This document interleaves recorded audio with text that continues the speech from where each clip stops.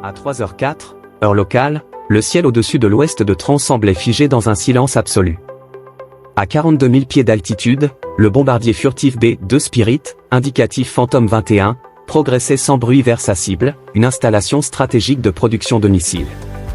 Sa silhouette en aile volante fendait l'obscurité à vitesse subsonique, invisible pour la plupart des systèmes radars conventionnels. Depuis des décennies, la furtivité du B-2 reposait sur une combinaison de formes angulaires et de matériaux absorbants capables de dévier ou d'atténuer les ondes radars ennemies. Dans l'environnement classique des radars en bande X, cela suffisait à réduire sa signature à celle d'un simple oiseau. Mais cette nuit-là, quelque chose n'était pas conforme au scénario d'entraînement. À près de 80 miles en avant du bombardier, un EA-18G Groulé, indicatif Venon 11, assurait la guerre électronique pour le groupe aérien. À son bord, l'officier des systèmes d'armes surveillait en permanence le spectre électromagnétique grâce au récepteur large bande. Soudain, une impulsion inhabituelle apparut sur ses écrans.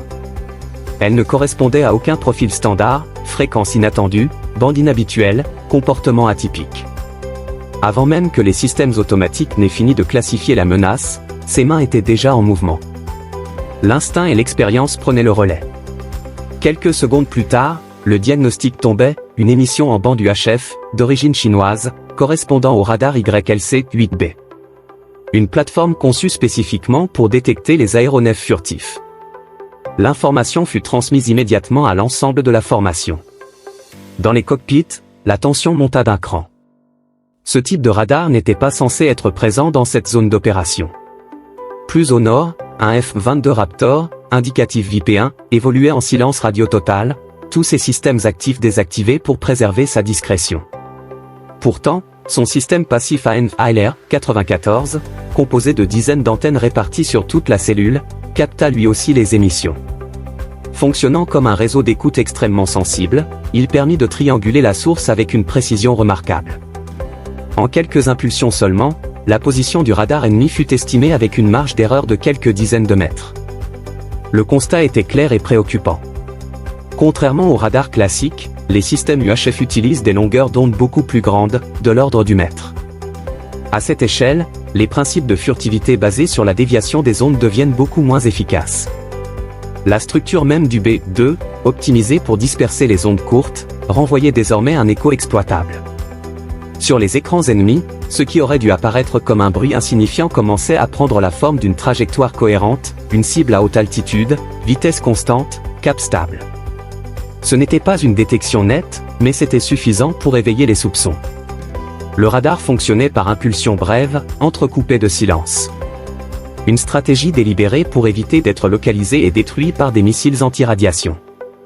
Chaque émission donnait une image partielle, un fragment de réalité. Mais à mesure que ces fragments s'accumulaient, une silhouette invisible commençait à se dessiner. Dans les cockpits américains, chacun comprenait l'enjeu. La mission reposait sur la discrétion absolue. Si cette discrétion venait à être compromise, même partiellement, l'ensemble de l'opération pouvait basculer. La menace n'était pas encore immédiate, mais elle était bien réelle. Ce qui rendait la situation particulièrement critique, c'était le facteur temps. Chaque nouvelle impulsion radar augmentait la probabilité que l'ennemi affine sa détection et transmette des informations exploitables à d'autres systèmes de défense. Une simple estimation de position pouvait suffire à orienter une batterie de missiles solaires ou à déclencher une chaîne d'engagement plus large. Dans le silence tendu de la nuit, une certitude s'imposait, l'invisible venait d'être aperçu. À peine l'émission identifiée, la formation américaine bascula d'une posture d'infiltration à une logique de survie active. Il n'y eut ni hésitation ni débat. Dans ce type de mission, chaque seconde compte, et chaque décision repose sur des procédures répétées des centaines de fois en entraînement. Le radar venait de trahir sa position. Cela suffisait. À bord du Groulé Venon 11, l'officier des systèmes d'armes avait déjà commencé à consolider les données.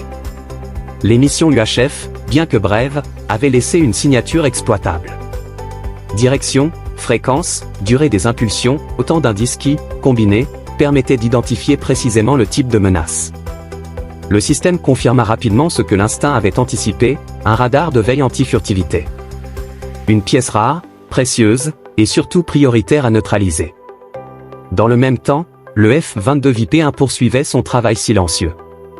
Sans jamais émettre, il affina la localisation grâce à ses capteurs passifs. 3 impulsions avaient suffi pour obtenir un relèvement. 5 donnèrent une position quasi exacte.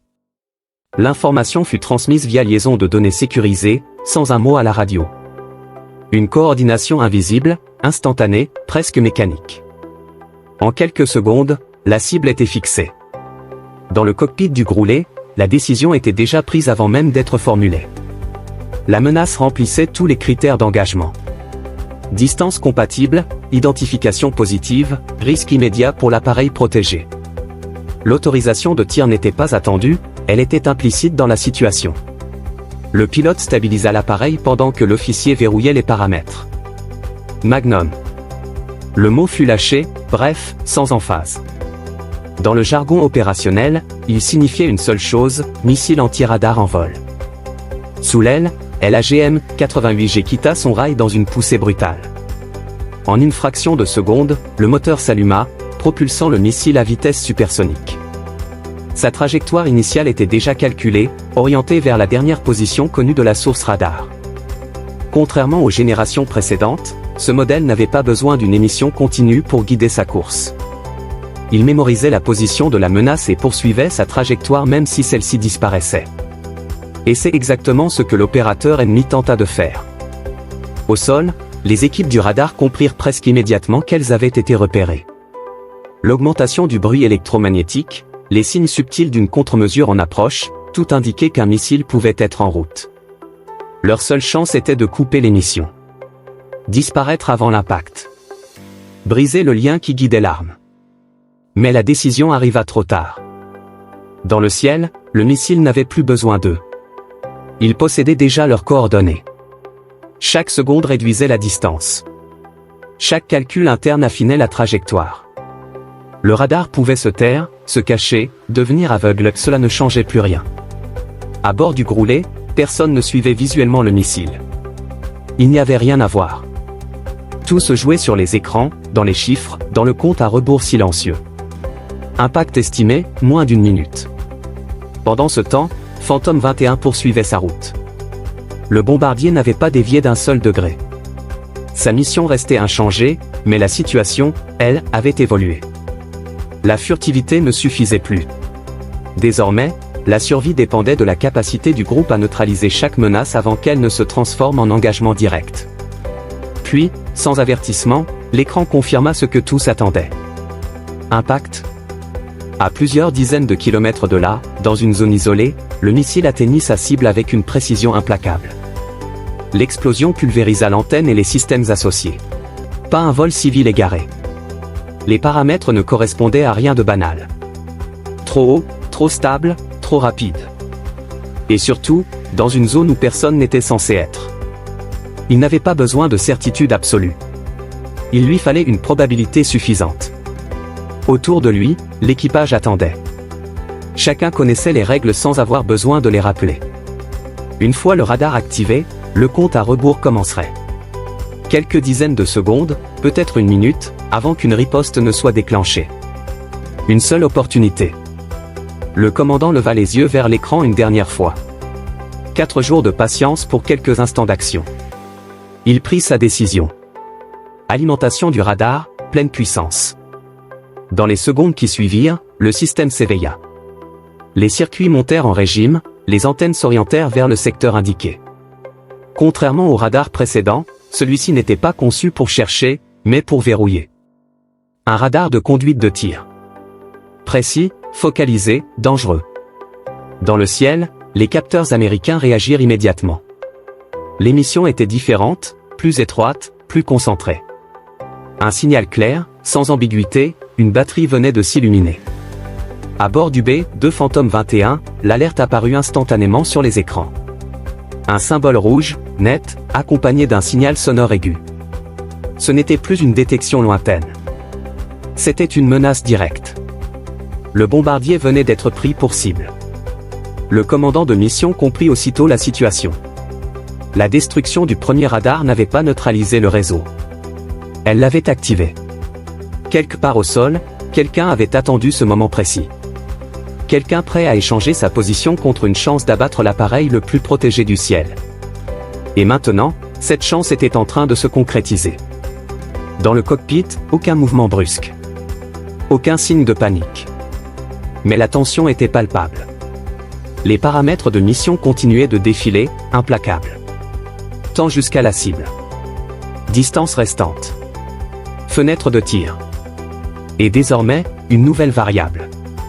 Une batterie solaire, pleinement active, en train de construire une solution de tir. Le silence de 4 jours venait de prendre fin. Et il venait de se transformer en menace immédiate. L'activation du radar transforma instantanément la situation en course contre la montre.